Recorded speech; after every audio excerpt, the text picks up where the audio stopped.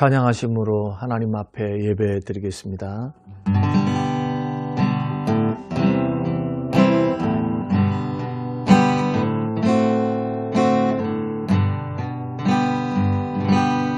나의 갈 길 다가도록 예수 인도하시니 내 주 안에 있는 그 길 어찌 의심하리요.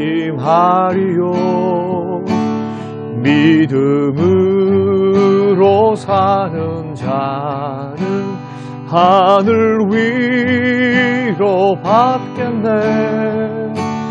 무슨 일을 만나든지 만사 형통하리라. 무슨 일을 만나든지 만사 형통하리라. 나의 갈 길 다가도록 예수 인도하시니 어려운 일 당한 때도 족한 은혜 주시네. 나는 심히 고단하고 영혼 매우 가라나. 나의 앞에 반석에서 샘물 나게 하시네. 나의 앞에 반석에서 샘물 나게 하시네. 아멘.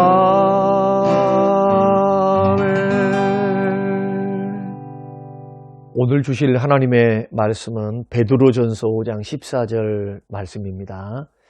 너희는 사랑의 입맞춤으로 서로 무난하라. 고마우신 하나님, 선교회로 모이지는 못하지만 각자의 일터 처소에서 하나님 앞에 예배하며 짬을 내어서 하나님 앞에 경배하며 주의 음성을 경건히 듣게 하신 하나님, 어느 곳에 있든지 무엇을 하든지 다 주께 영광이 되도록 하라고 하시는 그 말씀 기억하고 우리들 마음을 모으고 기도를 모으고 정성을 모아서 하나님 앞에 예배합니다.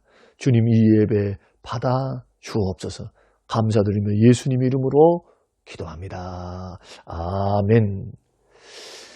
사랑하는 선교회원 여러분, 명절 잘 보내셨습니까? 저는 오늘 본문 말씀을 통해서 사랑으로 무난하십시오 라는 제목으로 함께 말씀을 나누려고 합니다. 우리는 계속해서 어떻게 하면은 하나님이 기뻐하시고 세상 사람들도 보기에 아름답고 정말 건강한 공동체를 세워갈 수 있을까?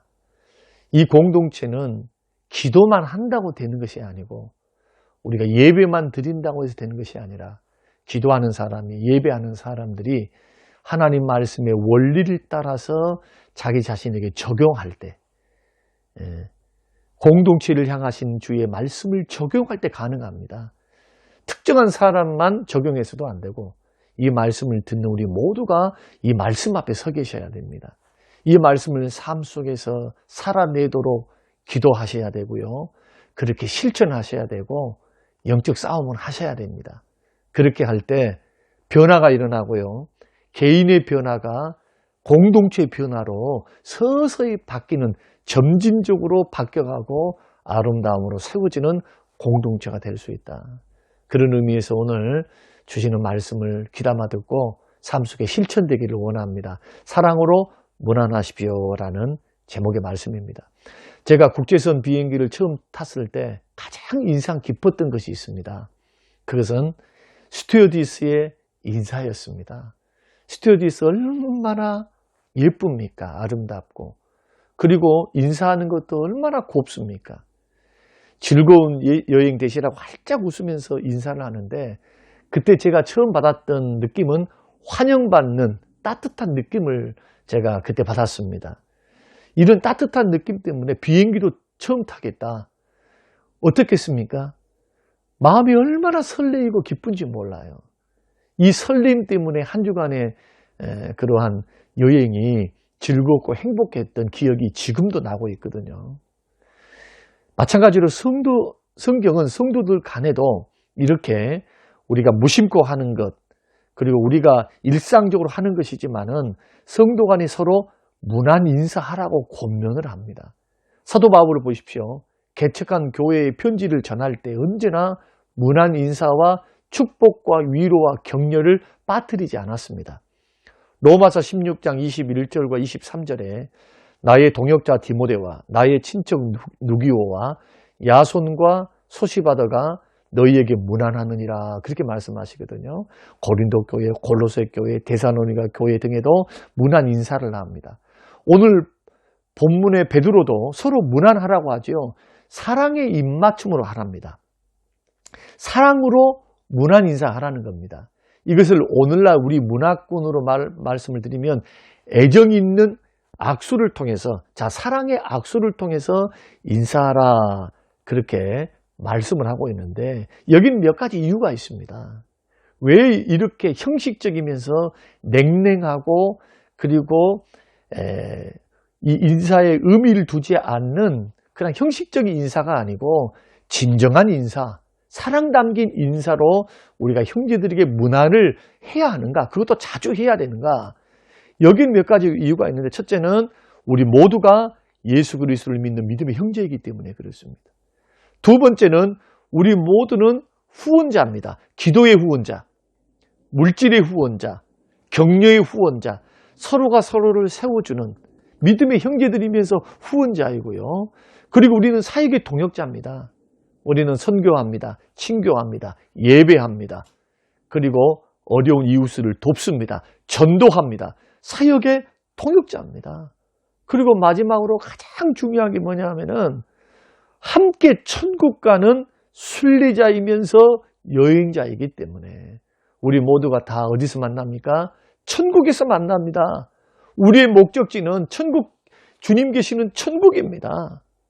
특히나 우리 선교인은 조금 남다르다 생각합니다. 특별하다고 생각해요. 왜 문안 인사를 우리는 잘 해야 될까? 그리고 진심 어린 사랑의 그러한 인사를 통해서 사랑을 전달하고 격려와 위로를 자꾸 전달해야 될까? 그 이유는 우리가 지금 보십시오. 직장에서, 가정에서 보내는 시간보다, 우리 친족보다, 부모 형제들보다 더 많은 시간을 직장 동료들과 더불어서 보내고 있거든요. 그리고 선교 회원들은 일주일에 한 번씩 만나고 직장에서도 만나고 오고 가면서 만나고 많은 시간을 함께 공유하며 보내고 있습니다. 짧은 인생을 살아갑니다. 한 번밖에 없는 인생을 살아갑니다. 직장 공동체에서 얼마나 많은 시간을 함께 하면서 퇴직할 때까지 이 공동체에 속해서 함께 동고동락을 하는 믿음의 형제들이거든요. 그렇기 때문에 더 중요해요.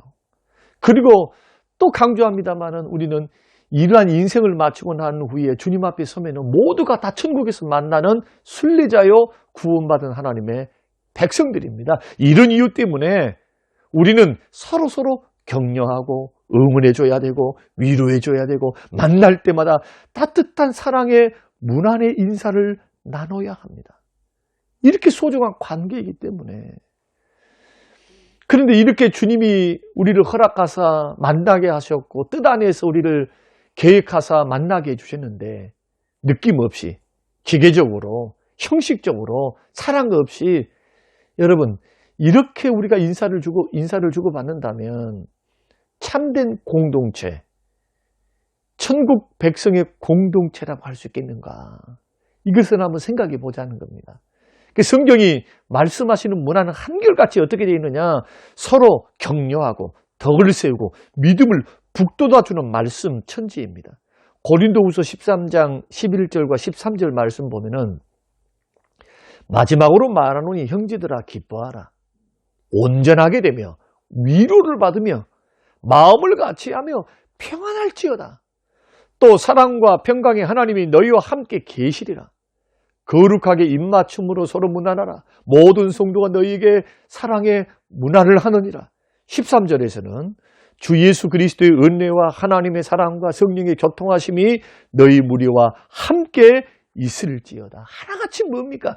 축복하고 위로하고 평안 빌고 기쁨을 전달하는 말씀. 이것이 성경이 말하는 믿음의 형제들이 서로 문안하는 내용입니다.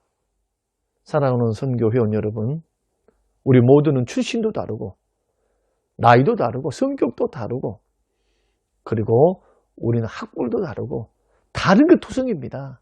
그러나 우리는 모두가 다 천국에서 만나야 할 믿음의 형제들입니다. 우리는 남이 아니에요. 그러니까 제가 성경에서 말씀하시는 문안 인사를 다 종합해 보니까 한 가지 공통된 점이 있는 걸 발견했습니다. 그게 뭐냐 하면은 우리가 믿음의 형제들에게 사랑의 이 문안 인사를 할 때 진심으로 해야 된다는 거예요. 그러니까 형식적으로 마음 없이. 성경은 그렇게 말하지 않아요. 진심으로 하라. 중요한 것이 진심으로 하라. 대충대충 말고 성의 없이 말고 사랑이 담긴 진심 어린 인사를 하라는 거예요. 그래서 오늘 본문에서도 사랑의 입맞춤이거든요. 사랑으로 입맞춤해야 돼요. 이것은 초대교회 안에서는 이러한 행위, 포옹을 하면서 때로는 악수를 하면서 진심이 담긴 사랑이 담긴 안부 인사, 이러한 사랑의 인사들은 그리스도인의 사랑을 나타내는 중요한 행위로 봤습니다. 이것은 그냥 단순한 인사가 아닙니다. 내가 당신을 사랑합니다. 우리 모두는 사랑의 공동체입니다. 라는 이 사랑을 외적인 것으로 나타내는 중요한 행위. 여러분, 인사라고 가볍게 생각하면 안 돼요. 성경은 그렇게 말하지 않습니다. 성경은 이것이 중요하다고 말씀해요. 그래서 우리 문화권에서 보면은 애정어린 악수 내지는 동성끼리 포옹, 여기서 중요한 것은 인사를 통해 따뜻함과 진심과 사랑이 느껴져야 된다. 사랑하는 선교회원 여러분 어떻습니까? 교회에서나 또 특별히 공동체 속에서 나는 어떤 인사를 하고 있는가 한번 생각해 봤으면 좋겠어요. 인사를 통해, 이런 인사를 통해서요, 서로의 사랑을 느끼게 됩니다. 결속하게 돼요. 끈끈한 정이 발동을 합니다. 내가 상대방에게 받아들여졌다라고 하는 느낌을 받게 됩니다. 그러면 언제 해야 되느냐? 예배당에 나오기 전, 예배당에 나와서 또 우리가 모임이 있기 전, 모임이 있을 때, 그러니까 우리가 예배를 드리거나 모임을 할 때, 우리가 서로 인사를 나눌 때, 이때 얼마 동안 형제들 못 봤잖아요.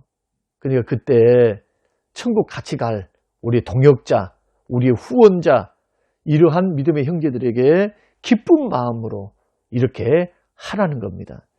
이런 인사를 우리 믿음의 형제들에게만 하지 마시고 직장 동료들에게도 한번 해보십시오. 자, 직장 동료들에게 정중하고 점잖하게 한번 인사해 보십시오. 따뜻함이 느껴지도록 예의 바르게 이렇게 하는 게 성도들의 의무입니다. 마태복음 5장 47절에 주님이 이렇게 말씀하셨습니다. 또 너희가 너희 형제에게만 문안하면 남보다 더한 것이 무엇이냐? 이방인들로 이같이 한다는 거예요. 그러니까 예수 믿는 사람들만 이렇게 하지 말고 이것을 이방인들에게도 주의 사랑을 담아서 이렇게 인사하고 따뜻함이 전해지도록 노력하라는 거예요. 이렇게 하면 복음을 증거할 수 있는 절호의 기회가 됩니다. 복음을. 그래서 우리가 인사를 할 때 진심이 있어야 돼요. 따뜻함과 사랑과 친근함이 느껴지도록 여러분 밝게 하시고 그렇게 하는 것을 여러분 훈련하시게 되시기를 주의 이름으로 축원드립니다. 그러면 어떻게 문안 인사를 이렇게 따뜻하게 진심이 담길 수 있는 인사로 전해질 수 있을까? 해야 될 행동 2가지, 하지 말아야 될 것 4가지를 설명드리려 합니다. 자, 하지 말아야 될 것 2가지는 뭐냐? 거칠고 무리하게 하지 마라. 자, 인사를 하는 둥 마는 둥 하는 거. 그 다음에 악수를 할 때 손을 꽉 쥐어서 상대방에게 신뢰를 범하는 거. 자, 이것을 하지 말아야 돼요. 두 번째는 차갑게 대하지 말아라. 악수를 하든 인사를 하든 무표정이에요. 표정이 없어. 여러분, 상대방이 어떻든 예수 믿는 사람 훈련 한번 해봐야 됩니다. 이것은 웃는 마음으로, 자, 무표정하지 않고 이렇게 하는 걸 배워야 되는데, 만약에 우리가 무표정함으로 인사를 건성으로 하게 되면요, 상대방에게 나쁜 기억을 심어줘요. 나쁜 기억. 저 사람은 나를 별로 좋아하지 않는가 봐. 저 사람은 나에게 무슨 감정이 있는가 봐. 이렇게 상대방은 오해를 심어줄 수 있습니다. 내 마음은 그렇지 않잖아요. 우리 마음은 그렇지 않거든요. 근데 우리들이 성경이 말하는 문안 인사를 배우지를 못하면, 이것을 살아내지 못하면은 손해를 보는 것이 엄청난 손해를 보게 돼요. 공동체 유익이 되지 않습니다, 또한. 자, 그리고 또한 해야 할 행동이 뭐냐 하면은, 자, 준비하고 있으라. 언제나 마음가짐을 예배당에 나올 때, 예배를 마치고 나갈 때 언제나 마음 준비하셔야 돼요. 따뜻함으로 인사하리라. 그리스도의 사랑으로 위로하리라. 여러분, 따뜻함으로 하는 거 이거 굉장히 중요합니다. 그리고 눈을 쳐다봐야 돼요. 인사를 딱 하고 난 다음에 눈을 쳐다봐야지. 엉뚱한 데 쳐다보고 가면요, 무시하는 게 됩니다. 예의 바름이 못 됩니다. 그리고 세 번째는 지나치게 세게 악수해서는 안 되고, 그리고 네 번째로는 급하게 손을 미리 빼서도 안 돼요.